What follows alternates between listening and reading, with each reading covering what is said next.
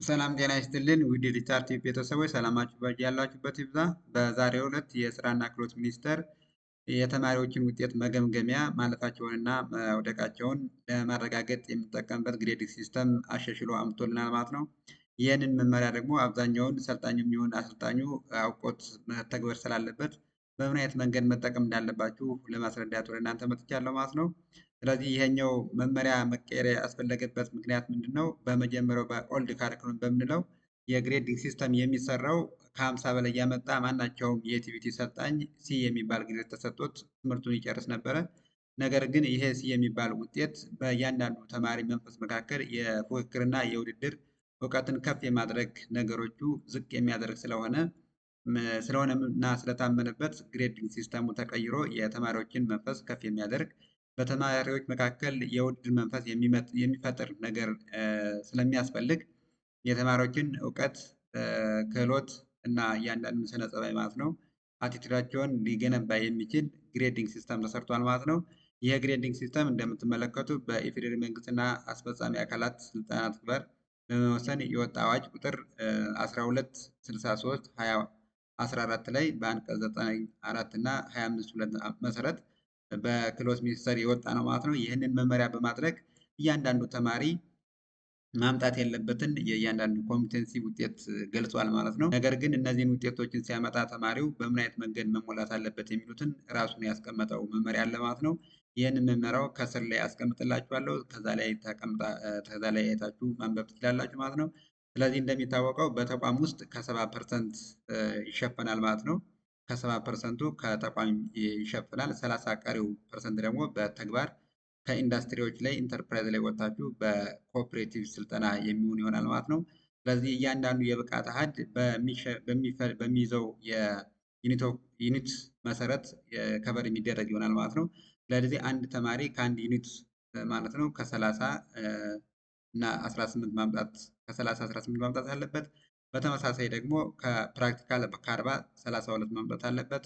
18 እና 32 ሲደመር 50 ይሆናሉ ማለት ነው። ከዛ ኮኦፕሬቲቭ ደግሞ 24 መስራት አለበት።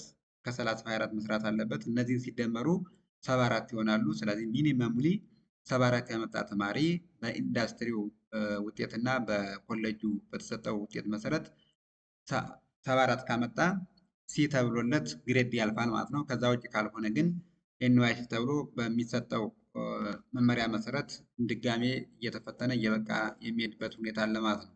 ነገር ግን እነዚህን ነገሮች ለማስኬድ እያንዳንዱ የተሰጡ መመሪያዎች ስላሉ ለምሳሌ 74 የሚያመጣ ተማሪ ማምጣት ያለበት ተማሪ ነገር ግን 74 ባያመጣ ከ10 እስከ 15 ቀናት ባሉ ውስጥ ክፍተቱ ተሞልቶ ተማሪው ሚኒመም ማሟላት ያለበትን ውጤት እንዲያሟላ ይደረጋል። ነገር ግን ሁለተኛ እና ሶስተኛ ሲፈተን እነዚህን ነገሮች በእያንዳንዱ ተማሪው ሚኒመሙን ብቻ ነው የሚሞላለት እንጂ ድጋሜ የተፈተነው ውጤት እንደማይሞላለት እንድታውቁ ነው።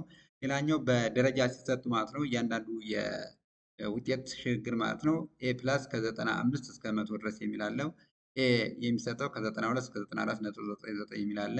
ኤ ማይነስ፣ ቢ ፕላስ፣ ቢ ማይነስ እና ሲ ፕላስ ሲ የሚሉ ውጤቶች ይኖሩታል ማለት ነው። እነዚህ ግሬዲንግ ሲስተሞች ለእያንዳንዱ ተማሪ በሚሰራው 30 ቲዎሬቲካል 40 ፕራክቲካል እና 30 ኮኦፕሬቲቭ ሆነው ሶስቱ ተደምረው 74 እና ከዚያ በላይ መምጣት አለባቸው ማለት ነው። ስለዚህ እያንዳንዳቸውም የራሳቸው ፐርሰንት ስላለ እነሱንም መያዝና መጠንቀቅ ይጠበቅባቸዋል ማለት ነው። ስለዚህ እነሱን ለማስፈጸም የወጣ አዋጅ ስለሆነ እያንዳንዱ ተማሪ ይሁን አሰልጣኝ አንድ ተማሪ ሲገመግም አንድ ዩኒት ኦፍ ኮምፒተንሲ ለምሳሌ 3 ቢኖረው 3 ቻፕተር ቢኖረው ሶስቱም ቻፕተሮች ከ33 ከ43 እንደገና ኮኦፕሬቲቭ ደግሞ 33 ያስፈልገዋል ማለት ነው። የእነዚህ አቨሬጅ ተደምሮ ወደ 7 ሲቀየር ከ50 በላይ መምጣት አለበት።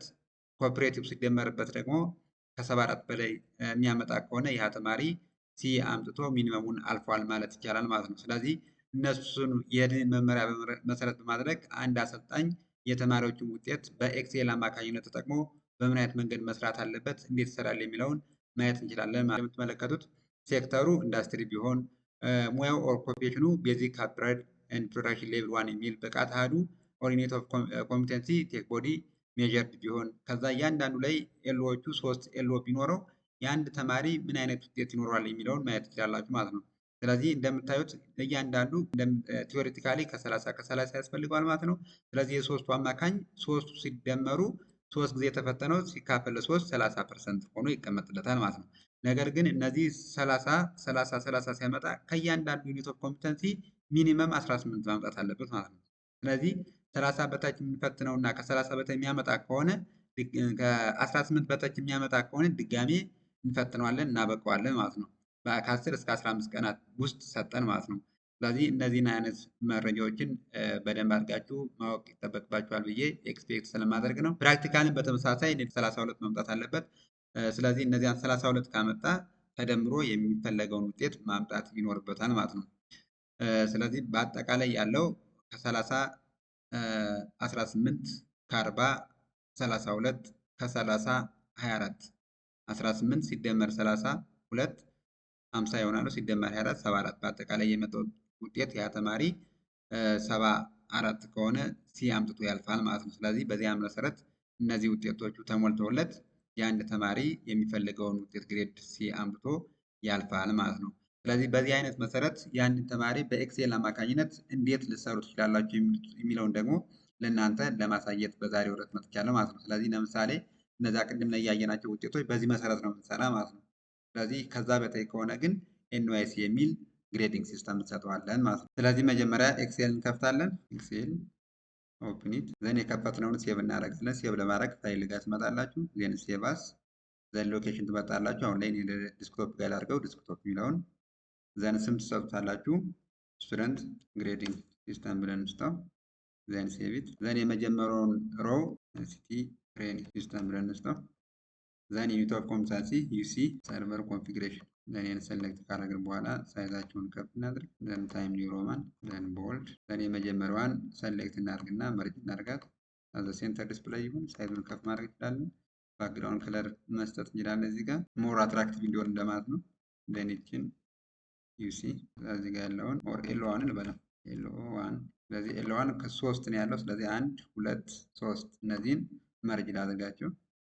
መርጅ ካረኩ በኋላ እዚህ ጋር የመጀመሪያው ኖሌጅ ከ30%፣ ፕራክቲካል ከ40%፣ ኮኦፕሬቲቭ ከ30% አለው። በተመሳሳይ ይችን ኮፒ ላድርጋት እና ሌሎች ጋርም አፕላይ ላድርጋቸው ማለት ነው። ኮፒ ላድርገው 3 ኤልኦ ስላለው በምለን ስለምናስብ ማለት ነው።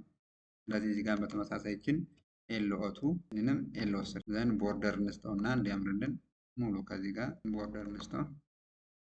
ዘን ቦርደር ከሰንጠቅ በኋላ መርጃ አድርጉትና ኤንኦ ይህንን በተመሳሳይ መርጃ አድርጉትና ኒው ታደርጋላችሁ። እዚህ ጋር የተማሪዎችን ቁጥር እናስገባለን። ይህንም በተመሳሳይ ታይም ኒው ሮማን አድርጓት። ሳይዟን 12 ይደረግ። ታይም ኒው ሮማን ይህን ካረግን በኋላ እያንዳንዱን እዚህ ጋር በተመሳሳይ ከ40 ስንት ፐርሰንት፣ እዚህ ጋር ኮኦፕሬቲቭ ከስንት ፐርሰንት፣ ከዛ ከ70 ስንት ፐርሰንት ደግሞ ቶታል ዘን ግሬድ አድርጋችሁ ማስቀመጥ ትችላላችሁ። ይህንን በተመሳሳይ እንዲሆንልን ቦርደር ደስታው እኔንን መርጅ ላድርግና ኤክሴላችን ቴምፕሌት በዚህ አይነት መሰረት ካዘጋጀን በኋላ ኤልኦ1 ከ30 ከ40 ከ30 ኤልኦ2ም 30 40 30 ኤልኦ3ም በተመሳሳይ 30 40 30 እነዚህን ካዘጋጀን በኋላ በተመሳሳይ የኖሌጅ አንዱን ከ30 አቨሬጅ እንሰራለን። ፕራክቲካሊ ብቻ እንሰራለን። ኮኦፕሬቲቭ ብቻ እንሰራለን ማለት ነው። በዚህ አይነት መሰረት ቴምፕሌታችንን ከሰራን በኋላ እያንዳንዱን ውጤት የመጨረሻው ውጤት ማስገባት እና ካልኩሌሽን መስራት ነው የሚቀረን ማለት ነው። እንደ ሳምፕል እዚህ ጋር ማስቀመጥ እንችላለን። ለምሳሌ ሚኒመም ማምጣት ያለበት 18 ነው። ከ40 ደግሞ ሚኒመም 32 ማምጣት አለበት። ይሄኛው የኮኦፕሬቲቭ ነው። ኮኦፕሬቲቭ በተመሳሳይ 24 ማምጣት አለበት። 18 32 24 እዚህም 18 32 24 አንድ ተማሪ እነዚህን ውጤቶች አመጣ ብንል አዘ ሴንተር ዲስፕሌይ እናድርጋቸው። ዘን ኖሌጅ አቨሬጅ ስንት ማምጣት አለበት? ስለዚህ ኤፍ ኦፍ ኤክስ ጋር ትገባላችሁ። ዘን አቨሬጅ የሚለውን ክሊክ በማድረግ ኦኬ ካል በኋላ ሰሌክት የምናደርጋቸውን አቨሬጅ የምንሰራላቸውን የኖሌጅ ፓርቶችን ብቻ ሰሌክት እናደርጋለን። ያ ማለት 18ን ኮንትሮል ከተጫናችሁ በኋላ ከኪቦርዳችሁ ላይ ኮንትሮል ትይዛላችሁ። ዘን 18ን ክሊክ አደረጋችሁ በኋላ ሶስቱን ሴሌክት ስላደረግ ነው ኦኬ እናደርጋለን። 18 መምጣት አለበት። በተመሳሳይ እዚህ ጋርም ኤፍ ኦፍ ኤክስን ከነካን በኋላ አቨሬጅ እንነካለን፣ ክሊክ እናደርጋለን። ዘን ከ40 ስለምንሰራ ፕራክቲካሉን ከ40 ፕራክቲካል ከ40 ፕራክቲካል ከ40 ይህንን ድምሩ ሲካፈል 32 መምጣት አለበት። ይሄኛውም ኮኦፕሬቲቭ በተመሳሳይ ከ24 በላይ መምጣት ስላለበት ኤፍ ኦፍ ኤክስ ጋር እንገባለን። ዘን አቬሬጅን ክሊክ እናደርጋለን። ዘን 24ን ክሊክ 24ን በዚህ አይነት መሰረት ክሊክ ካደረግን በኋላ ይህንን በተመሳሳይ ኦኬ እናደርጋለን ማለት ነው። እነዚህ ውጤቶች የሶስቱ ኮኦፕሬቲቭ ፕራክቲካል እና ኖሌጅ ሲደመሩ ሊያመጡት የሚችሉ ውጤቶች በአጠቃላይ ናቸው ማለት ነው። ግን ቶታሊ ማምጣት ያለበትን እናስገባለን ማለት ነው። ይህንንም ቶታሉን በሳም አማካኝነት መስራት እንችላለን። ኤፍ ኦፍ ኤክስ ሰም ብለን እንገባለን። ዜን ኦኬ ሰማቸው የእነዚህ ሶስቱ ሲደመር ማለት ነው። ስለዚህ ሴሌክት እናደርጋለን። በመጀመሪያው በፓርት ዋንም እንዳየናቸው በዚህ ምልክት አማካኝነት ሴሌክት ካደረግን በኋላ ኦኬ እናደርጋለን። የአንድ ተማሪ ውጤት 74 መጥቷል የሚለውን ኮንክሉድ ማድረግ እንችላለን ማለት ነው። እነዚህን ነገሮች ከሰራን በኋላ ቀጥታ ግሬዲንግ ሲስተሙ ነው የምንሰራ። ግሬዲንግ ለመስራት የምንጠቀመው በኢፍ ፋንክሽን ነው። ስለዚህ በኢፍ ፋንክሽን ለመስራት ይህን መርጅ ያዘጋጁ ወደ አንድ ሊመጣ ማድረግ ትችላላችሁ። ዜን ሴንተር ላይ ዲስፕላይ እንዲሆን ማድረግ ይቻላል። ዘን ይህንም ሰፋ አድርጋችሁ ዲስፕላይ እንዲሆን ማድረግ ይችላል። ስለዚህ ይሄ ተማሪ 74 እና ከዚያ በላይ ካመጣ ሲ መሆን አለበት እያለ የራሱን የቻለ በዚህ ባየነው በፓወርፖይንታችን መሰረት እንደምትመለከቱት ይህን ይመስላል ማለት ነው። ስለዚህ ከ95 ጀምረን ወደ ታች ነው የምንወርደው ማለት ነው። አዘርዋይዝ ከ74 የምትጀምሩት ከሆነ ግን ሌሎችን ውጤት ቢያመጣም ሲ እያለባችሁ ነው የሚሄድ ማለት ነው። ስለዚህ ምንድነው የምታደርጉት? ከ95 ጀምራችሁ ወደ ታች እየወረዳችሁ እስከ ትንሹ ውጤት ድረስ ከዛም ካልሆነ ደግሞ ኤንዋይሲ የሚለውን አስገብተን እንጨርሳለን ማለት ነው። እሱን ለማድረግ ምንድነው የምናደርገው? ቀጥታ ወደ ኤክሴላችን ከገባን በኋላ እዚህ ጋር ክሊክ እናደርጋለን። መልሱ የሚወጣበት ጋር ዜን ኤፍ ኦፍ ኤክስን ክሊክ እናደርጋለን። ዜን ኢፍ ፋንክሽን እንነካለን። ዜን ኦኬ ዘን የመጀመሪያችን በአቬሬጁ ስለሆነ ሎጂካል ቴስቱ ማን ነው? 74 ወይ ደግሞ ኦ 5 ላይ የሚጻፈው ቁጥር ወደ ተማሪ የሚያመጣው ውጤት ግሬተር ዛን ኦር ኢኳልስ ቱ 95 ከሆነ 95 እና ከዛ በላይ የሚያመጣ ከሆነ ወይም ደግሞ እዚህ ባስቀመጥነው መሰረት 95 ካመጣ ኤ ፕላስ የሚለውን ዲስፕሌይ ያደርግለት። ስለዚህ ኤ ፕላስ እናደርጋለን። ቀጥሎ ያለውን ቫሊው ኢፍ ፎልስ ያ ውጤት ከ95 በላይ ባይመጣ የት ጋር ትመጣላችሁ? እዚህ ጋር ትመጣላችሁ። ቅድም ኤፍ ኦፍ ኤክስ ነበር የነካ ነው። አሁን ደግሞ ይችን ኢፍ የምትለውን እንነካለን ማለት ነው። የቷን ከርሰሯን ቫሊው ኢፍ ፎልስ የሚለው ጋር ክሊክ አድርጋችሁ በኋላ ማለት ነው። ዘን ኤፍ ኦፍ ኤክስ ኢፍ እንነካለን። ዘን ሎጂካል ቴስቱ ቀጣይ ያለው እዚህ ጋር የሚጻፈው ቁጥር ግሬተር ዛን ኦር ኢኳልስ ቱ 92 ከሆነ 92 በላይ የሚያመጣ ከሆነ ያ ተማሪ ግሬድ ኤ ያመጣል። ካልሆነ ግን በተመሳሳይ እዚህ ጋር እንመጣለን። ዘን እዚህ ጋር ክሊክ እናደርጋለን። ግሬተር ዛን ኦር ኢኳልስ ቱ 89 ካመጣ እዚህ ጋር ኤ ማይነስ ይሁን። ዘን ካልሆነ ግን ኢፍ ላይ እንመጣለን። ይሄኛውን አቨሬጁ ጋር ቶታሉ ጋር ክሊክ እናደርጋለን። ግሬተር ዛን ኦር ኢኳልስ ቱ 86 እናደርጋለን። እሱን የሚያመጣ ከሆነ ቢ ፕላስ ያምጣ። ካልሆነ ግን ወደ ታች እንወርዳለን። ይህንን ክሊክ እናደርጋለን። ግሬተር ዛን ኦር ኢኳልስ ቱ ከ86 ነው ያስገባሁት። ከዛም በኋላ 83 ማምጣት አለበት። 83 ካመጣ የሚያመጣው ውጤት ቢ ማይነስ ይሆናል ማለት ነው። ኖ ቢ ይሆናል። ካልሆነ ግን ኢፍ ላይ እንመጣለን።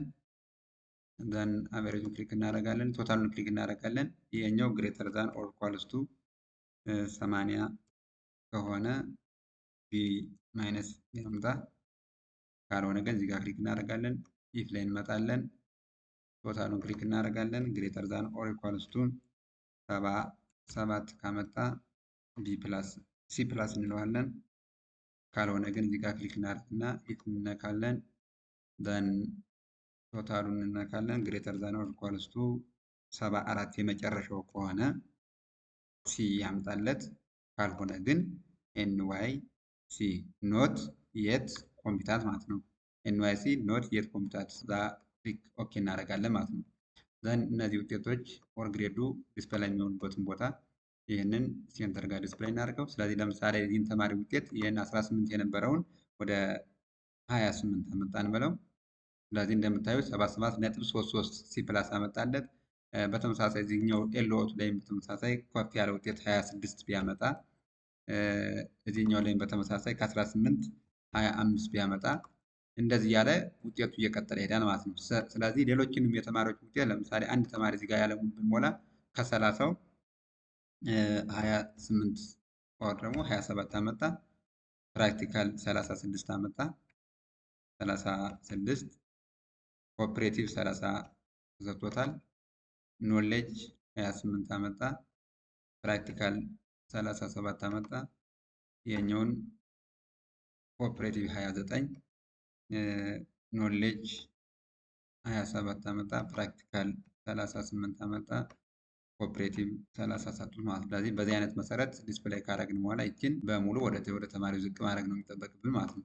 ስለዚህ እንደምታዩት 94 ኤ ምክንያቱም በዚህ በሰጠነው መሰረት በሎጂካችን መሰረት ውጤቱ ከ94 በላይ ከሆነ ከ92 በላይ ከሆነ ኤ የሚላል ነው። ምክንያቱም 94 ድረስ የሚያመጣ ከሆነ ኤ ውጤት ያምጣ የሚል ኮንፊግሬሽን ስለሰጠ ነው። በዛ መሰረት ዲስፕሌይ ያደርጋል ማለት ነው።